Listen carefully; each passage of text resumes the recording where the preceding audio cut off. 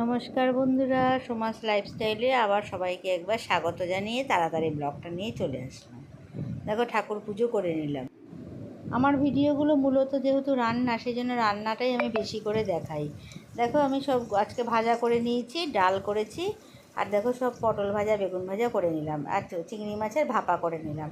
এছাড়া করছি পনির মশলা, নিরামিষ পনির মশলা। দেখো, নিরামিষ পনির মশলা করতে পনিরগুলোকে ভেজে নিচ্ছি ভালো করে। পনিরগুলোকে বেশি ভাজবো না, হালকা করে। এবার ঘরে যে জল আছে সেই জল এক বাটি নিয়ে তার মধ্যে, সেই জলের মধ্যে ভাজা পনিরগুলোকে রেখে দিলাম। এতে পনিরগুলো খুব সফট থাকে। এরপরে আলুটাকে ভেজে নিচ্ছি, আলুর মধ্যে লবণ আর হলুদ দিয়ে আলুটাকে সুন্দর করে ভেজে নিচ্ছি। দেখো, আলুটা বেশ লাল লাল করে একটু ভাজবো। ভাজা হয়ে গেলে মশলাটা করে নিচ্ছি। মশলার মধ্যে করেছি আদা, লঙ্কা, টমেটো আর একটু বাদাম দিয়ে মশলাটা করে নিয়েছি। দেখো, আজকে নিরামিষ পনির মশলাটা তো কীভাবে করছি তোমাদের সাথে সেটা শেয়ার করে নিলাম।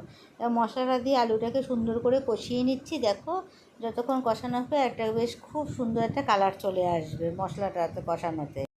এবার যে মশলাটা কষানো হয়ে গেল, দিয়ে দেবো গুঁড়ো মশলাগুলো, লাল লঙ্কার গুঁড়ো, জিরের গুঁড়ো আর ধনের গুঁড়ো দিয়ে আবার ভালো করে কষিয়ে নিচ্ছি। দেখো, সুন্দর একটা কালার এসছে, দেখতে পাচ্ছ কালার চলে এসছে। এবার যে মশলাটা কষানো হয়েছে, এবার পনিরে যে জলের শুদ্ধ ভিজিয়ে রেখেছিলাম সেই পনিরটা দিয়ে দিলাম।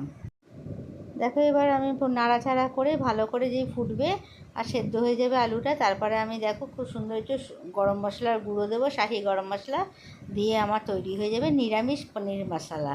দেখতে পাচ্ছ, এটা সুন্দর কালারও চলে এসছে। এবার ঝোলটা ফুটতে একটু সময় দিতে হবে।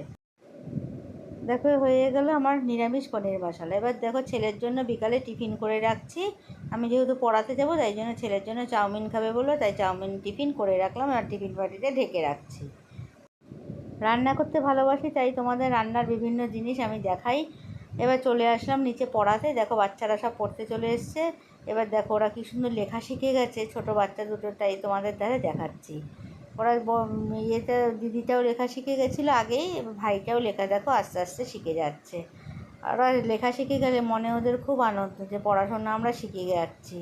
দেখো, খুব সুন্দর দুটো ছোট্ট ফুল আমার কাছে প্রতিদিন পড়তে আসে, আমি ওদের ভীষণ ভালোবাসি। দেখো, ওরা দেখো লেখাও শিখে গেছে, আবার দেখো কী সুন্দর কথা বলে আমার সাথে ওরা সব সময়।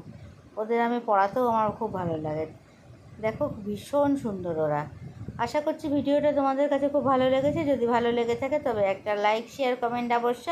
Subscribe please. ফেসবুকে আমার পেজটি ফলো করো বন্ধুরা।